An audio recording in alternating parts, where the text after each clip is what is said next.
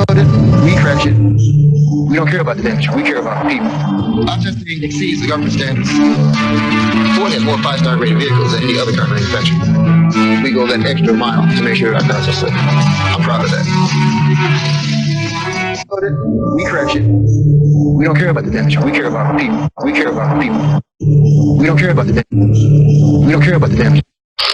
They don't care about the damage, but take a look at the damage. We crash it. We don't care about the damage. Crash it. Crash it. We don't care about. Look at the damage. This car is completely totaled. It's a crash testing at 40 miles per hour. You're out of a car. 40 miles per hour is a fast parking lot speed. It's an average testing speed, and your car is gone. It's a complete gun. You didn't see the building coming. That's it.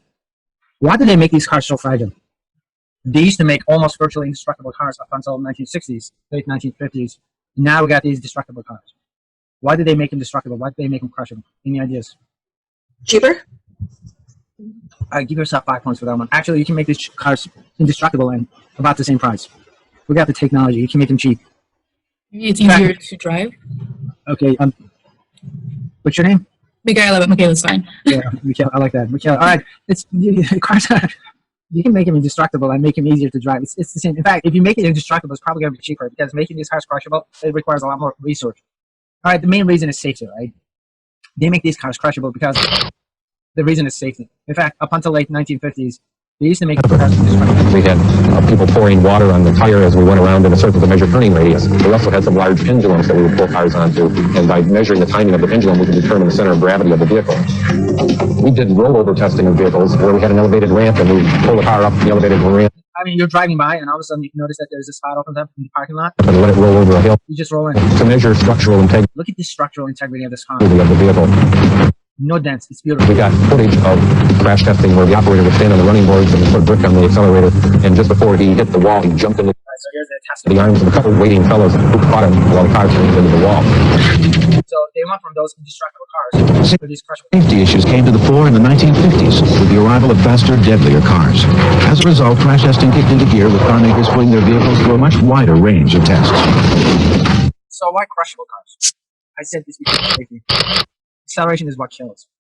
7 or more G's of acceleration up to a few minutes can kill you. So what is a G? G is the same as your own body weight. So what does it feel like to be exposed to 7 G's? 7 times your own body weight. What does it feel like to be exposed to 8 G's? 8 times your own body weight. 10 G's, 10 times your own body weight. So how does a G load kill you? If you're exposed to 7 G's, how do you get to die? You guys are thinking that it's going to be large enough to crush you, right? And you're going to get crushed to death. Not really, guys. The way you will die is going to be one of the most pleasant life experiences you will ever have. It's going to feel peaceful. You're going to feel like you're having an out-of-body experience. And then if I keep you there long enough, it can kill you. All right, so how does acceleration count? 3, 2, 1, mark. Here at the Vita Corporation Flight Simulation Lab in Warminster, Pennsylvania, Dr. James Winery and other researchers are using a centrifuge to reproduce high-speed flight conditions. They hope to better understand the effects the G-forces have on the human brain. That's what you're going to have to really screen now, Rob. He's really going to maneuver. This video of Winery, recorded in 1985, dramatically illustrates what happens when pilots experience a blackout episode. All right, so he's exposed to 7 G's at this point. This guy is a medical doctor. And he wanted to actually experience what it would feel like to be exposed to 7 G's. He's inside a centrifuge. First thing that happens is blood flow begins to be reduced to the head. So you begin to develop a tunnel vision. And then he blacks out. The next thing that Eyes are open. we see is loss of motor control, loss He looks dead at this of point. sensory input, And then they will stop the experiment. complete. You can't tell by looking at his face that he's having the greatest time of his life. All right, so he's just had an out-of-body experience. Loss of consciousness. So how did he pass out? More like, why did he pass out when he was exposed to 7 G's? What happened inside his body that caused him to pass out? Didn't they mention the blood flow? All right, so let's talk about the blood flow. So what happened to blood flow? It got interrupted, right? So what caused the blood flow to become interrupted under the circumstances? So how does acceleration affect the blood flow? That's what I'm asking. All right. Acceleration is going to affect the blood flow in your body because of the simple reason, because of the following simple reason. Now, imagine that you got this car and you're able to accelerate, right? When the car accelerates in the forward direction, what happens to your body? You feel a push in the opposite direction of the acceleration of the vehicle, correct? You put the brakes on, you will feel a push in the forward direction, once again, in the opposite direction of the acceleration of the vehicle.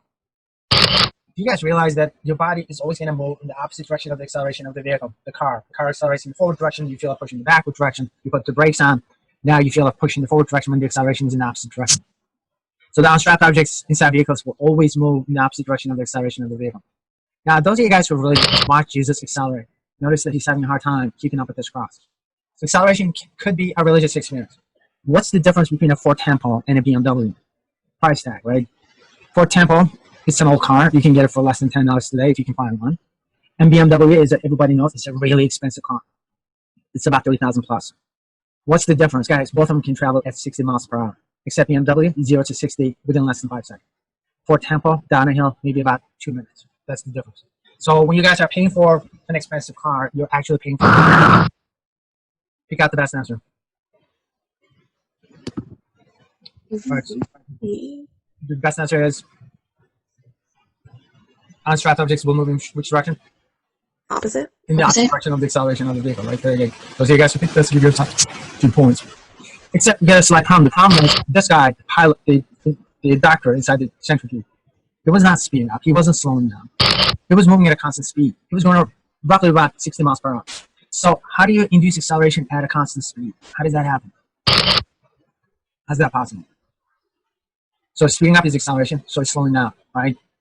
But why is it that this guy was also experiencing acceleration despite the fact that he was not speeding up and he was not slowing down, yet he was feeling like he was accelerating? How's that possible? Well, let's get back to the definition of acceleration. So what happens to non-strapped objects inside vehicles when the vehicles are accelerating? When a car accelerates in the forward direction, the pendulum moves in the opposite direction, in the backward direction, right? Put the brakes on, the car is slowing down, this time the pendulum is moving in the forward direction. So what do we know?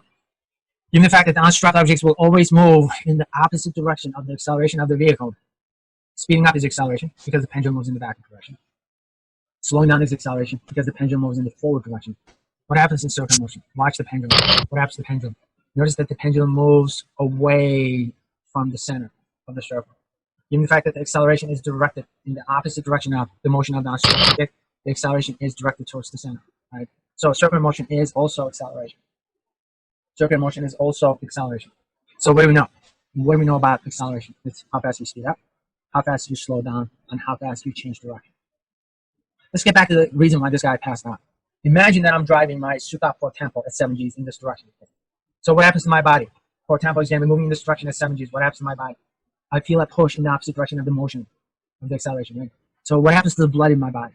Once again, the blood is going to feel a push in the opposite direction of the acceleration of the vehicle. What happens to the blood in my brain? It's going to get pushed towards the back of my head. So what happens to the frontal lobes? Lack of blood, lack of oxygen. Eventually you will pass out. If I keep you there long enough, I can kill you. That's what it means. So prolonged exposure to 7 Gs can potentially be deadly. Pilots are trained, centrifuge trained, between 7 to 12 Gs. So in circular motion, the acceleration is going to be directed towards the center of the circle. All right. It's 23 minutes after. Let's just do a fast review. And right after the review, you guys will have to do a participation quiz. All right, lectures.